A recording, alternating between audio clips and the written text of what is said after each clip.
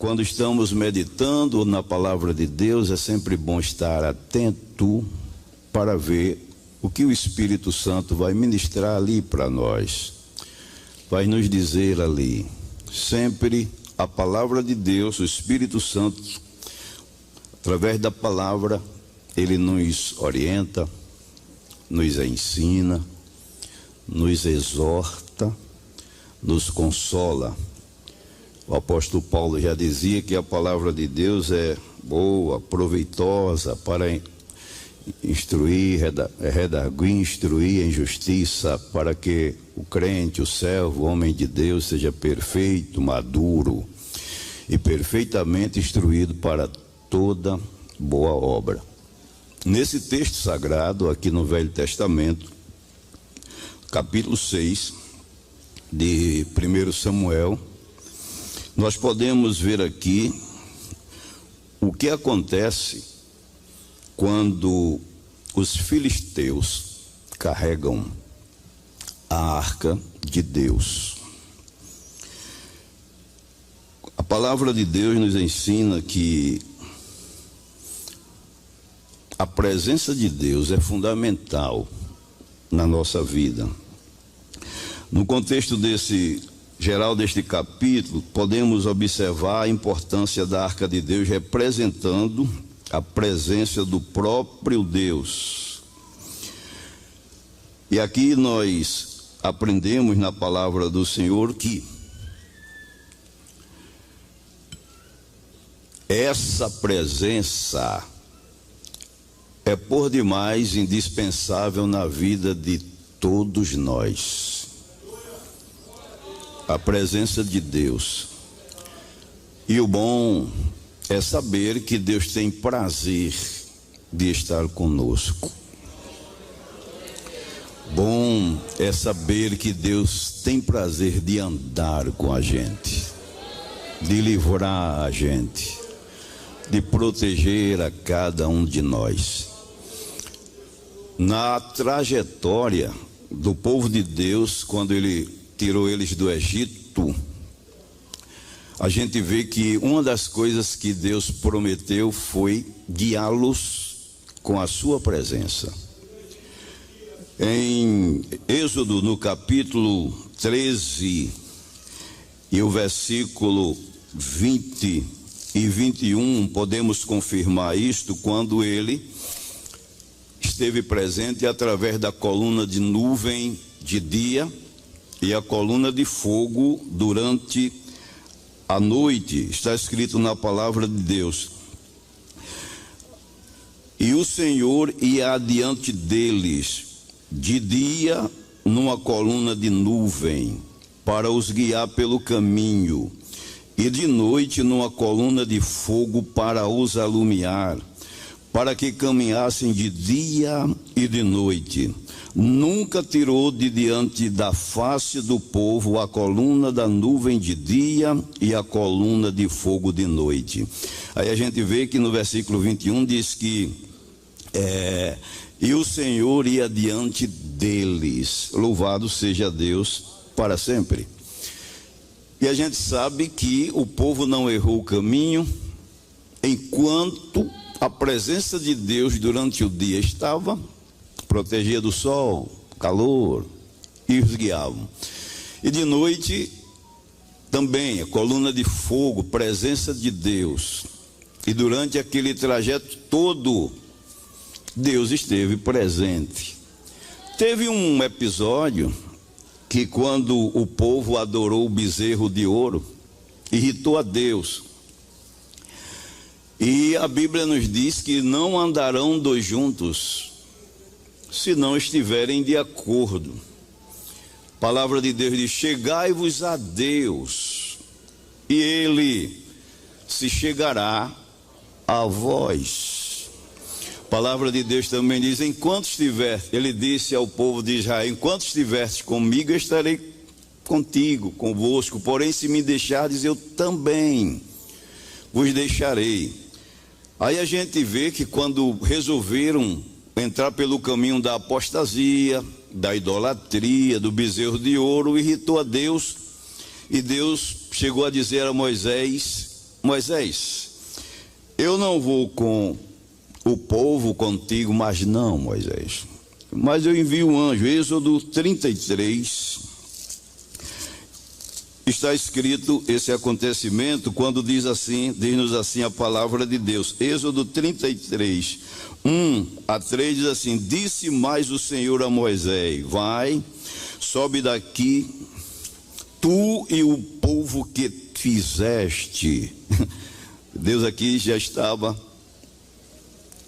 insatisfeito com o povo, que o povo que fizeste subir da terra do Egito, a terra que jurei a Abraão e a Isaque e a Jacó, dizendo: a tua semente a darei, e enviarei um anjo adiante de ti, e lançarei fora os cananeus, e os amorreus, e os heteus, e os fariseus, e os heveus, e os jebuseus, a uma terra que emana leite e mel, porque eu não subirei no meio de ti, porquanto és povo obstinado, para que te não consuma eu no caminho.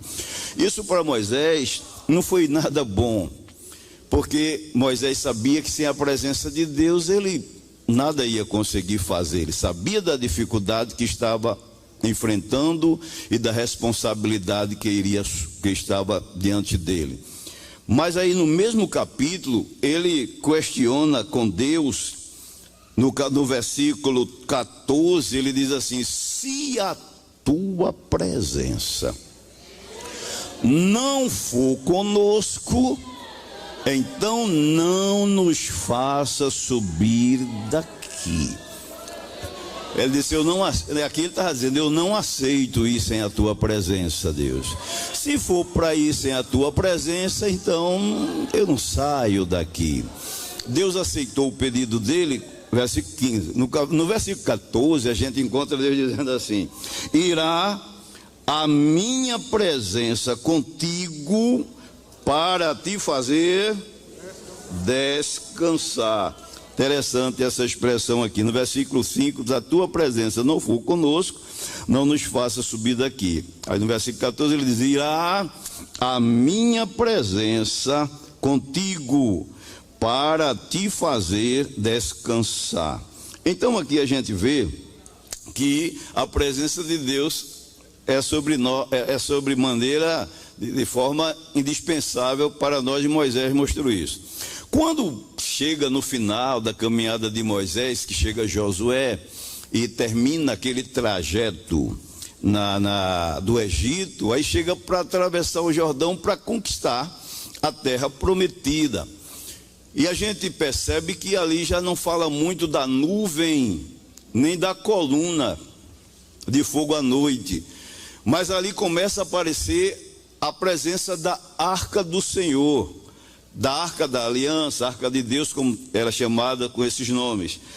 Josué, no capítulo 3, podemos ver isto na palavra de Deus, e o versículo 4, nós encontramos Josué fazendo menção disso, quando ele diz aqui, no capítulo 3 e o versículo 3, diz assim: e ordenaram ao povo, dizendo, quando virdes a arca do concerto do Senhor, vosso Deus, e que os sacerdotes levitas a levam, parti vós também de vosso lugar e seguia.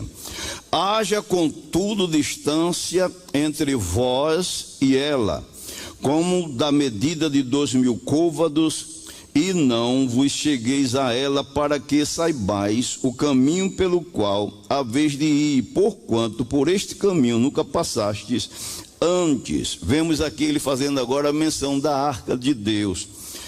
E quando chega no versículo 9, 10, até o versículo 17, a gente vê ele mostrando a importância da arca, representando a presença do próprio Deus, quando ele diz assim: então disse Josué aos filhos de Israel, chegai-vos para cá e ouvir as palavras do Senhor vosso Deus. Disse mais Josué: nisto conhecereis que o Deus vivo está no meio de vós, e que de todo lançará de diante de vós os cananeus, e os heteus, e os heveus, e os fariseus, e os gigazeus, e os amorreus, e os jebuseus. Eis que a arca do concerto do Senhor de toda a terra passa o Jordão diante de vós. Interessante aqui é que a gente vê que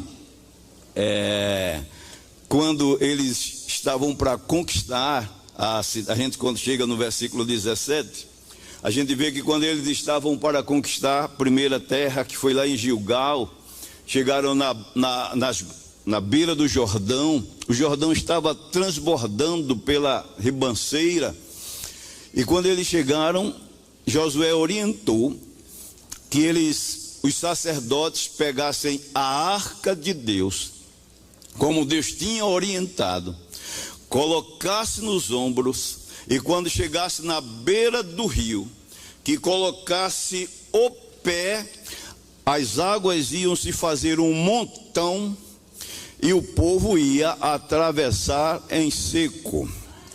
Aquilo era já a presença de Deus representada na arca. E quando o povo chegaram diante daquele rio transbordando, que os sacerdotes colocaram o pé, a gente já viu o primeiro milagre acontecendo ali na chegada da terra prometida por Deus. É que as águas fizeram um montão. Tem monte de areia, monte de pedra, mas monte de água. Fizeram um montão, e os sacerdotes ficaram com a arca no meio, e o povo passaram a pés enxutos até o outro lado. Quando chegaram do outro lado, que os sacerdotes saíram, que tiraram o pé da água, o Jordão voltou ao seu curso normal, e ali já estavam sabendo que Deus estava com ele através daquela presença da arca.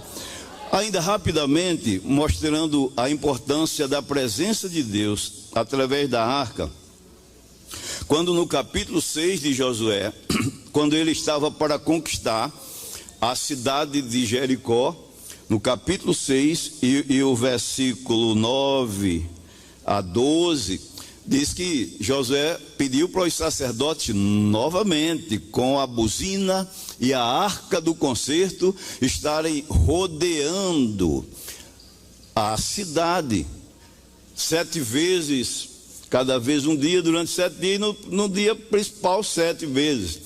Quem derribou não foi a zoada da trombeta dos sacerdotes.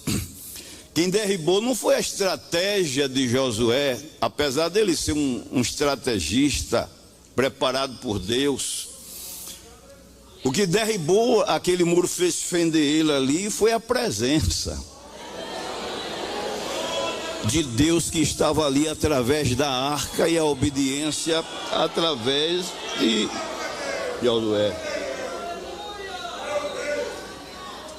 Quando estou falando essa parte aqui, para a gente entender a importância da arca de Deus e por que não deu certo os filisteus carregarem a arca do Senhor. A arca do Senhor na mão dos filisteus não dá certo.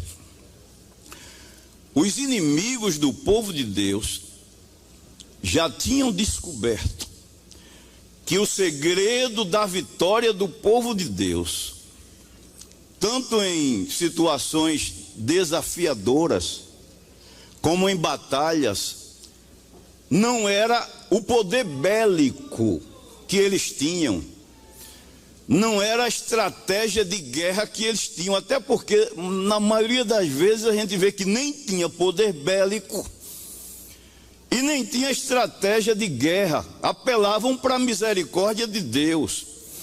Descobriram que as vitórias do povo de Deus, o segredo era a presença de Deus no meio deles. E por isso o inimigo trabalhou para fazer com que na proporção que iam atacar o povo de Deus, fazer com que eles pecassem, se afastassem de Deus, para que a presença de Deus saísse do meio deles e ficava um terreno fértil para o inimigo agir. Apocalipse, no capítulo 2 e o versículo 14, a palavra de Deus nos diz que Balaão ensinava Balaque lançar tropeço no caminho do povo de Deus.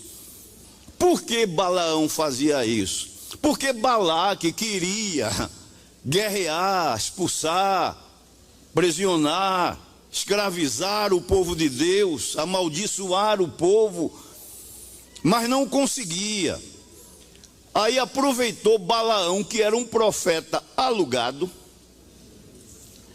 que ora ele falava em Deus e ora ele era assim diferente, fazia os encantamentos lá diferentes. Aproveitou Balaão para tentar amaldiçoar o povo de Deus. Foi preciso Balaão, que eu não vou me demorar aqui, Deus dizia a Balaão, quando ele foi falar, Deus pediu para ir, Deus disse: Balaão. Em outras palavras, que pedido é esse, Balaão? Esse povo já é bendito, Balaão. Maldição, Balaão, não pega nesse povo, Balaão. Aí Balaque deu presente, alugou, pagou. Aí quando Balaão abria a boca, ao invés de sair maldição, aí tome bênção, tome bênção, tome bênção. Balaque dizia: eu chamei você para amaldiçoar, você está abençoando. Mas Balaão era negociante da fé. Balaão era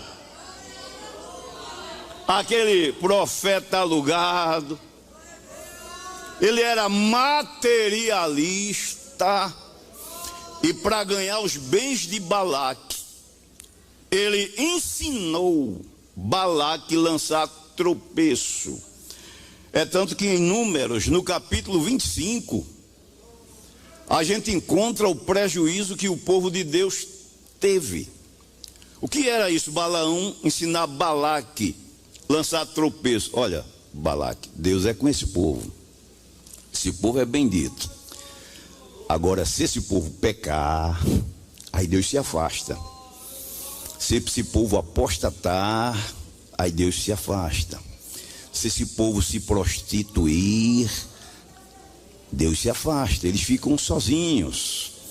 Aí Balaque, no capítulo 25, colocou as prostitutas diante dos soldados daquele povo de Israel, e se prostituíram, e grande foi o prejuízo, a mortandade, porque pecaram diante de Deus. A estratégia do inimigo para vencer um crente sempre vai ser essa: primeiro, tirar as coisas de Deus daquele crente, tirar a vontade de orar, tirar o desejo da palavra de Deus, tirar o desejo de ser santo, dar ocasião à carne,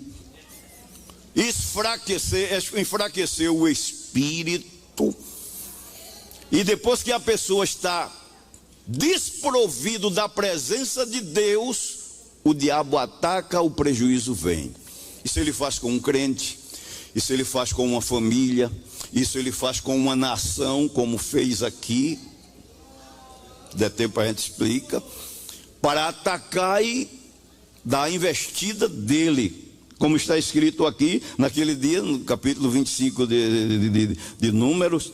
24 mil soldados foram dizimados naquela ocasião. Agora, quando chegamos no livro de 1 Samuel, no capítulo 5, versículo 1 e 2, a gente encontra os filisteus atacando os israelitas. E uma das coisas que eles procuram capturar, roubar, tomar primeiro é a arca de Deus. No capítulo 5, o versículo 1 e 2 diz assim: e os filisteus, pois, tomaram a arca de Deus e a trouxeram de Ebenezer a Asdod. E tomaram os filisteus a arca de Deus e a meteram na casa de Dagom e puseram junto a Dagom. Isso aconteceu porque os sacerdotes, filhos de Eli, estavam levando o povo ao desvio, à prostituição, negligenciando o sacerdócio.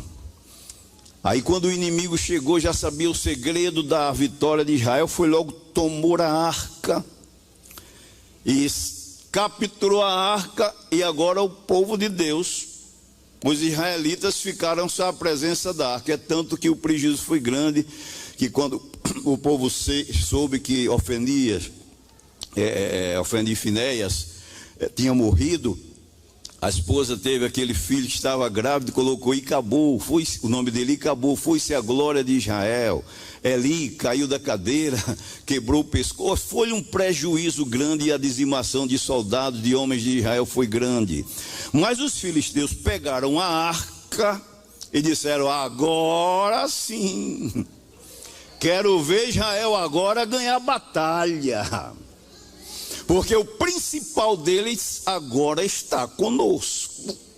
E pegaram a arca de Deus como tinham pego um troféu, e levaram com muita alegria para os termos dos filisteus, para a casa de Dagom, e com aquela arrogância, aquela alegria, porque estava com a arca de Deus, como que diz: agora o Deus de Israel vai estar diante do meu Deus Dagom. Só que ele não sabia o segredo da arca.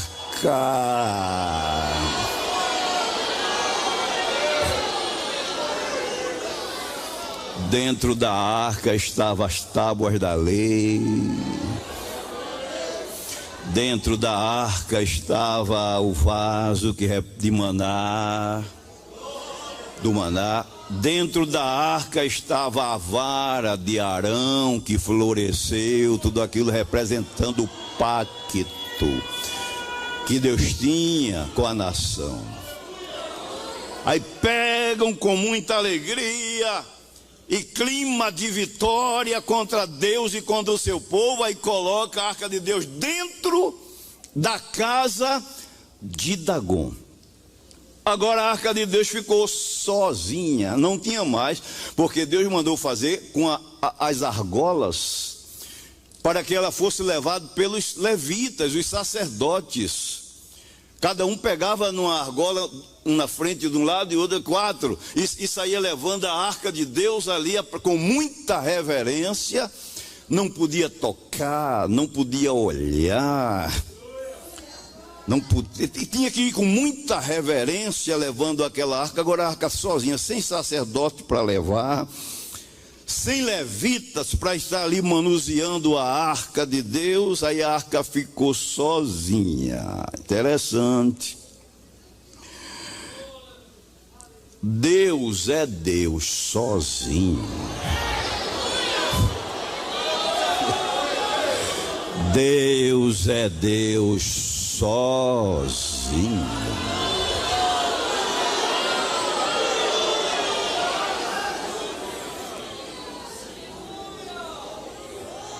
A gente sem Deus, a gente sem Deus, a gente não é nada. Jesus disse: sem mim, nada podeis fazer. Agora Deus sem a gente continua sendo Deus, onipotente, onisciente, onipresente, autossuficiente, dominador do céu, dominador da terra, dominador do universo. Deus é Deus sozinho.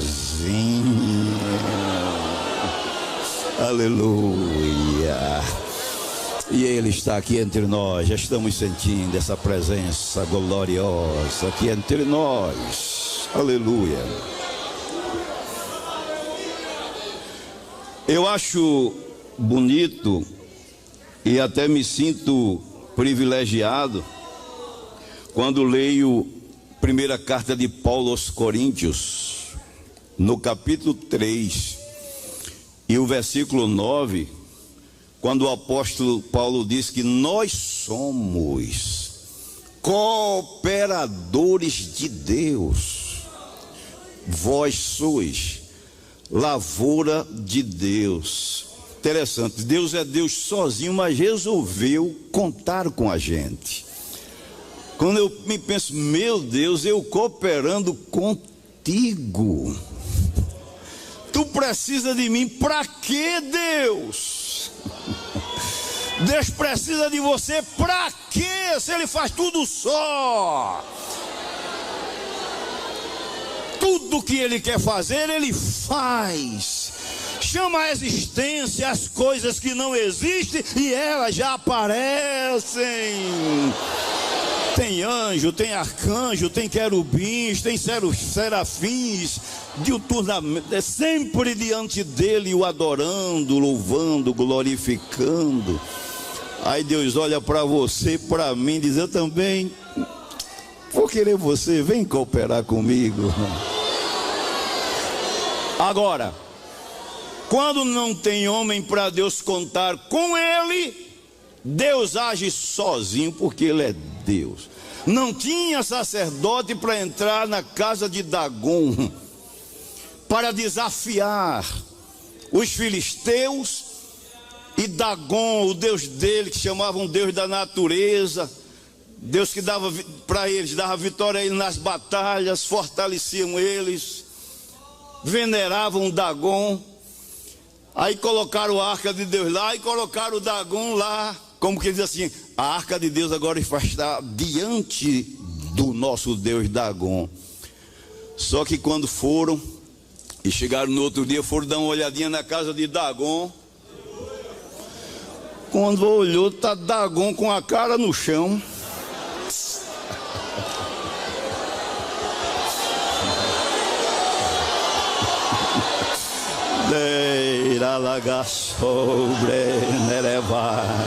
Deus é Deus sozinho.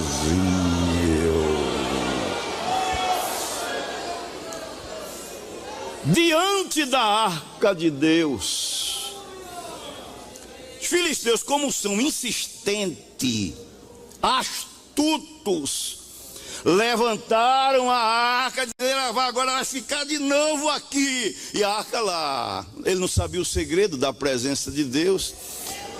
Quando foi no outro dia, foram lá na casa de Dagom. Quando deram uma olhada, Dagom sem cabeça,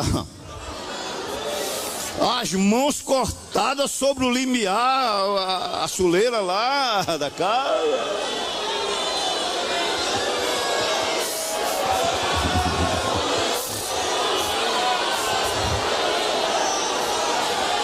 Deus é o Senhor de toda a terra.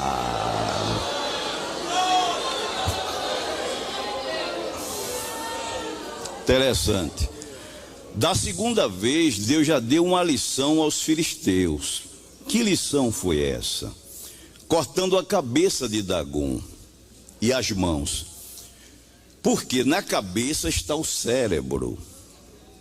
E o cérebro é quem planeja, quem projeta, quem arquiteta. E as mãos executa aquilo que a mente projeta. Claro que para Dagom, Dagom não se deitou ali, que Dagom, a Bíblia diz que estátua não fala, não vê, não anda, não. Salmo 115. Vamos ler na palavra de Deus, como diz o nosso pastor. Vamos abrir a Bíblia e ler aqui Salmo 115 e o versículo 2. Olha o que diz a Bíblia dos deuses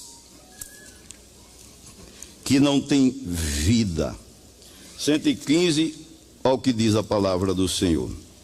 O 2. Porque que dirão as nações? Onde está o seu Deus?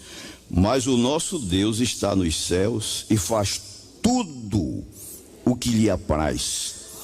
Os ídolos deles são prata e ouro, obra das mãos dos homens. Tem boca, mas não falam. Tem olhos, mas não veem. Tem ouvidos, mas não ouvem. Tem nariz, mas não cheiram. Tem mãos, mas não apalpam. Tem pés, mas não andam. Nem som algum sai da sua garganta. Torne-se semelhante a eles os que os fazem, todos que neles confiam. Aí vem a palavra do Senhor. E por quê? Aquele negócio de Dagon.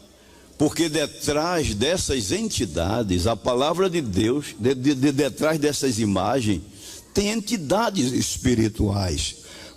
Por que é que às vezes alguém vê alguma coisa estranha, alguma coisa acontecendo? É a estátua? Não, porque a Bíblia diz aqui que tem nariz, não sente cheiro, tem ouvido, não escuta, tem mão, não apalpa.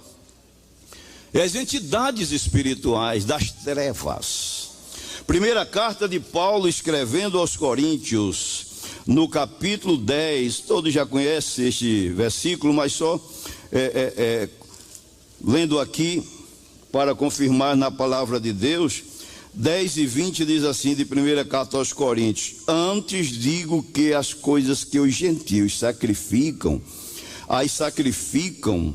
O 19 diz assim: mas que digo? Que o ídolo é alguma coisa? Ou que o sacrificado a ídolo é alguma coisa? Antes digo que as coisas que os gentios sacrificam, as sacrifica os e não a Deus. E não quero que sejais participante com os demônios. Está aqui explicando a palavra de Deus. Por que foi que Deus cortou a cabeça de Dagon? Ali o inimigo, como li a palavra de Deus, as entidades das trevas estão presentes. E o cérebro serve para arquitetar, planejar como vai destruir o povo de Deus, o servo de Deus. Quantas vezes o inimigo não projeta contra você? Não maquina o mal contra a sua família. Lá ele faz o projeto dele: eu vou agir assim, eu vou fazer assim, eu vou agir assim. E a mão é para ele executar aquilo que ele maquinou, aquele mal. Mas diante de Deus, aí Deus vai logo no principal: eu vou cortar a cabeça, porque não tem como maquinar contra o meu povo, como projetar, e vou cortar a mão, porque ele não executa contra o meu povo. É por isso que a Bíblia diz: nem o mal te sucederá, aleluia, nem praga alguma chegará à tua tenda. Salmo 91, versículo 12. Louvado seja Deus para sempre. Interessante a palavra do Senhor Jesus. Aí quando chega no versículo 6, aliás, 5 e 6, ao que diz a palavra de Deus do texto lido, aliás, do texto do versículo anterior: porém, a mão do Senhor se agravou sobre os de Asdod e os assolou e os feriu com hemorroidas, a Asdod e aos seus termos. Interessante. Pronto, agora já cortei a cabeça de Dagon, já cortei as mãos, mas a presença de Deus estava ali, a arca de Deus sozinha, e Deus começou agindo. Os filisteus pensavam que ia parar por ali,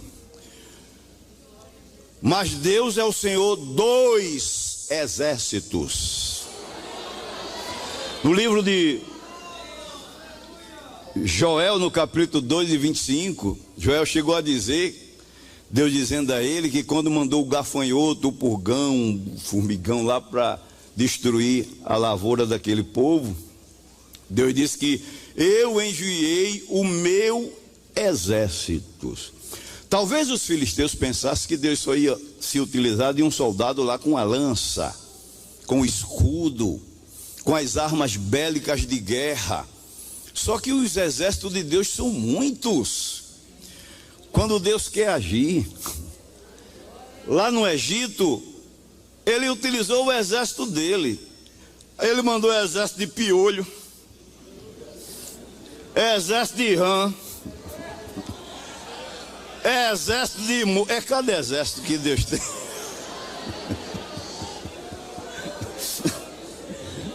Deus é maravilhoso. Exército de gafanhoto, exército de saraiva, as úlceras, morte dos primogênitos. Aí aqui ele mandou tumores, hemorroidas, tomando conta dos filisteus de Asdod. Aí disseram assim: tira essa arca daqui, tira, senão a gente vai morrer, tira. Deus sabe render o inimigo.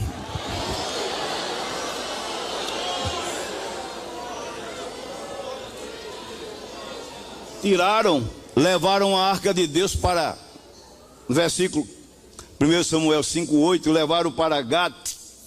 Chegaram lá, que é a terra dos gigantes, filisteus.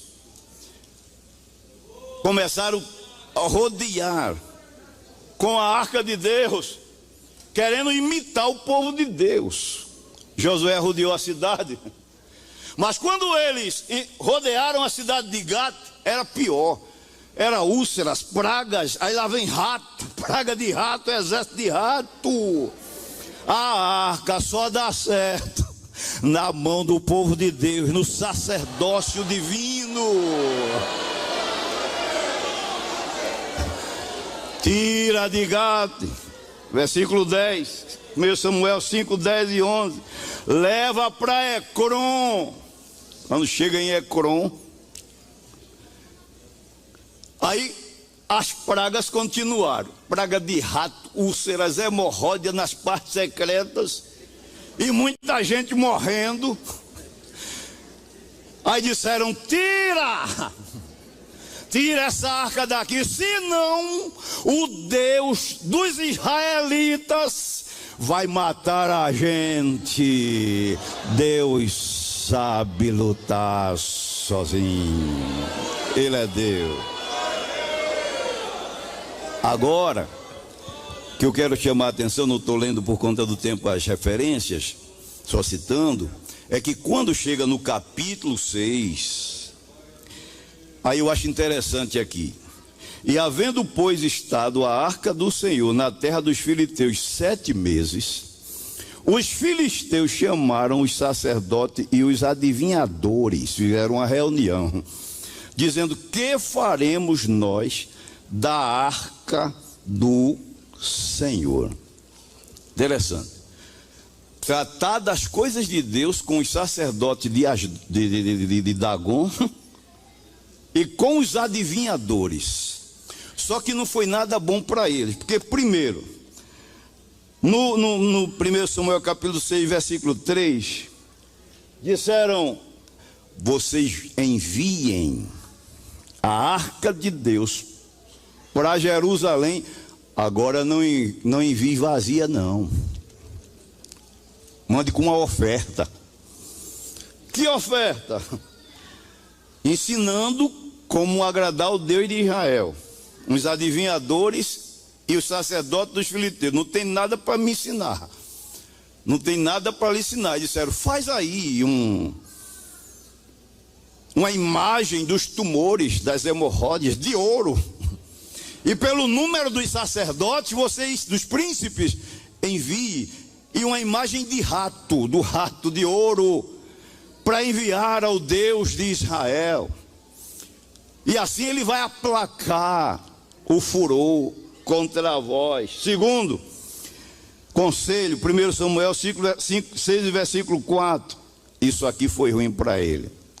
Os adivinhadores e os sacerdotes de Dagom disseram: dai glória ao Deus de Israel. Agora, os filisteus dando glória a Deus, para eles era uma humilhação, porque eles tinham como Deus Dagom. Terceiro conselho, 1 Samuel 6,7. Fazei um carro de boi novo para colocar a arca em cima. Não entendia nada de Deus. Deus disse a Moisés que os sacerdotes se santificassem, se purificassem e levassem a arca do concerto nos ombros. Eles não sabiam nada disso. Faz um carro novo e coloca os bois. O quarto conselho, que no mesmo versículo ele diz assim: tomai 2 vacas de bezerros, que nunca usou jugo, prenda os bezerros na manjedoura, coloquem o carro sobre elas e coloquem a arca com as ofertas, e pode colocar elas nos caminhos para ela ir em direção a Bet-Semes, que eram os termos de Jerusalém. Que conselho! Os filisteus disseram: não tinha mais saída, já muita gente morrendo, os ratos por todo canto, hemorroida nas partes secretas, ou obedece, ou obedece. Ninguém brinca com Deus de Israel, não.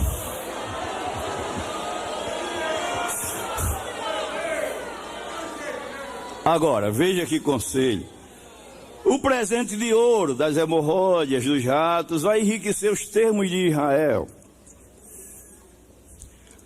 Dá glória ao Deus de Israel. Não sei como era que eles iam fazer, mas sabe como é uma pessoa emperrada querendo adorar a Deus, né? Como é que faz? Dá a boca para fora, ó. Agora, façam um carro novo de boi. Aí lá vem a armadilha do inimigo, os filisteus. Peguem 2 vacas de bezerros novos para carregar o carro. Vacas que não usaram canga ainda. Jugo. Isso aí é estratégia diabólica. Por quê? Porque eles sabiam que a arca de Deus não podia balançar. A arca de Deus ninguém podia tocar, não podia olhar para dentro dela. E os bois que não levavam canga, ainda não levaram canga, todo agricultor e todo pecuarista sabe que ninguém vai colocar um boi que nunca levou canga para fazer trabalho de responsabilidade. Primeiro tem que amansar o boi, ensinar ele a acostumar com a canga, preparar ele para o trabalho, porque se não fizer assim, quando coloca a canga, o jugo, ele joga para lá, joga para cá, balança para lá. Isso foi estratégia. Quando eles colocarem a canga e colocar a arca, o boi vai espernear e a arca vai cair. Vaca com bezerro novo, tira o bezerro de junto dela para ver como ela fica estressada, berrando, querendo ir buscar o bezerro e esperneando para quem estiver junto dela. Estratégia dos filisteus com os adivinhadores. Só que eles esqueceram que a arca era a presença do próprio Deus. Eu fico olhando assim, meu Deus, como tu age bonito, Jesus. Os príncipes, 5 príncipes dos filisteus, deram conselho, ficaram atrás e prepararam o carro de boi e ficaram ali olhando. Aí vem aquele boi que não carregou canga ainda. sem experimentos no trabalho. Certamente lá vem esperneando por ali, prenderam ele no carro de boi, levaram o bezerrinho para a manjedoura e as vacas berrando, colocaram o carro em cima. Aí disseram, se elas andarem direitinhos na direção de Betsemas, que é o termo de Jerusalém, então Deus está com eles. Se eles se desviarem para lá, a vaca está estressada, nunca carregou jugo, vai estressar, desviar o caminho. Então isso é uma coisa comum que acontece. Se eu estivesse lá, eu dizia, mas filisteu, Deus já cortou a cabeça de Dagon, filisteu. Deus já cortou a mão de Dagon, filisteu. Deus já feriu vocês com hemorroidas, tumores. Deus já mandou praga de ratos, irmãos, para os filisteus. Na obra de Deus, quanto pior, melhor. Filisteus não quer nada de bem para a obra de Deus. Quanto pior, melhor. Mas Deus é fiel no seu pacto. Deus fez um pacto com Abraão. Os filhos de Eli erraram, mas a promessa de Deus feita a Abraão estava de pé. Deus ama Israel. Ele chegou a dizer, do Egito eu chamei Jacó, meu filho, quando era menino, e o amei. Foi dito aqui um versículo que Deus, quando, acho que foi o pastor Luiz Mário, não teve com quem jurar, jurou por si mesmo. Hebreus 6:13. Aí ficaram olhando só, que quando as vacas, sentindo falta dos bezerros, querendo berrar, agoniaram com aquele jugo, começaram a berrar, aí começaram a andar. Só que com todo estresse, aprumaram no caminho de Betsemas, aprumaram nos termos de Jerusalém. E os filisteus olhando atrás, o que será que ela não desvia? Mas ela está berrando. Mas ela está estressada. Mas Deus domina a natureza humana e domina a natureza irracional dos animais também. Não viu o que Deus disse ao peixe? A Bíblia diz que Deus, quando, no caso de Jonas, que foi lançado num mar, e Deus falou a um grande peixe. É claro, falou o quê? Olha, vai cair aí um desobediente, guarda ele aí na barriga. Aí o peixe, sim senhor.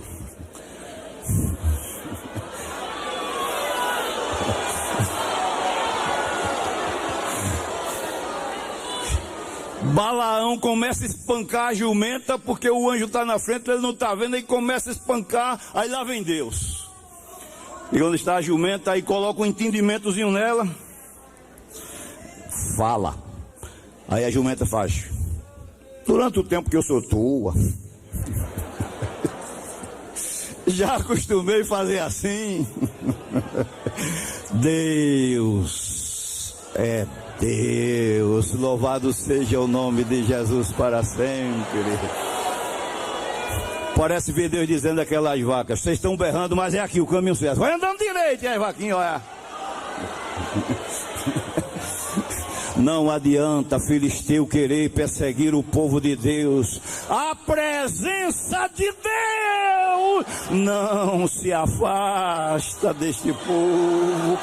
Não se afasta de nós. Até as vacas filisteias saíram certinho, andando e berrando. Estava berrando, mas estava andando direitinho lá. Estressada, mas andando direito lá. Até chegar nos termos de Betsemas, nos termos de Jerusalém. Que Deus nos ajude a guardar a sua palavra e entender que Deus é tão misericordioso que Israel falhou tantas vezes. Mas a promessa que ele fez lá atrás a Abraão, a Isaac e a Jacó, Eles passaram, mas o pacto que Deus fez continua de pé, que passa os céus e a terra, mas a palavra de Deus subsiste para sempre. Fica tranquilo, meu irmão, você que está apreensivo por alguma coisa, fica tranquila, minha irmã. O inimigo pode até estar projetando alguma coisa contra teu filho, contra teu marido, contra a tua casa, mas Deus ainda corta a cabeça de Dagon. Aleluia! Deus ainda corta as mãos de Dagon, aquele que habita no esconderijo do Altíssimo, na sombra do Onipotente. Descansará. Salmo 91. Jesus está conosco. Irá a minha presença contigo, disse Deus a Moisés, para te fazer descansar. Amém.